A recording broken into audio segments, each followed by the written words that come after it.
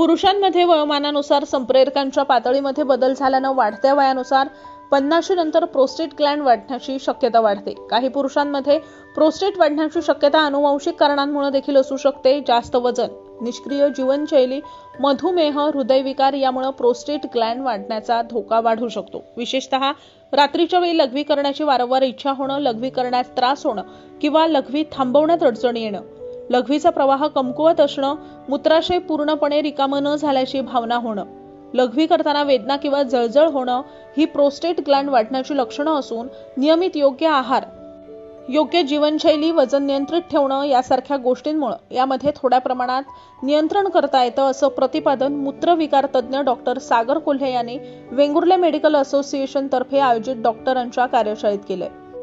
यावेळी व्यासपीठावर वेंगुर्ला मेडिकल असोसिएशनचे अध्यक्ष डॉक्टर राजेश्वर उबाळे, सचिव डॉक्टर संजीव लिंगवत, सल्लागार सदस्य प्रल्हाद मंचकर आदी उपस्थित होते। बीपीएच आणि प्रोस्टेट कर्करोग हे वेगवेगळे आजार आहेत, जरी त्यांची लक्षणं सारखी असू शकतात आणि कधी कधी एकत्र देखील हे आजार असू शकतात, तरी बीपीएच मुळे म्हणजेच प्रोस्टेट वाढल्यानं कर्करोग होत नाही। तथापि बीपीएच असल्यानं प्रोस्टेट कर्करोग होण्याची शक्यता नाकारता येत नाही, म्हणून नियमित तपासणी करणं महत्त्वाचं आहे, असंही त्यांनी यावेळी सांगितलं। या कार्यक्रमाचं प्रास्ताविक डॉक्टर राजेश्वर उबाळे यांनी, तर सूत्रसंचालन आणि स्वागत डॉक्टर संजीव लिंगवत यांनी, तर आभार प्रदर्शन डॉक्टर वंदन वेंगुर्लेकर यांनी केलं।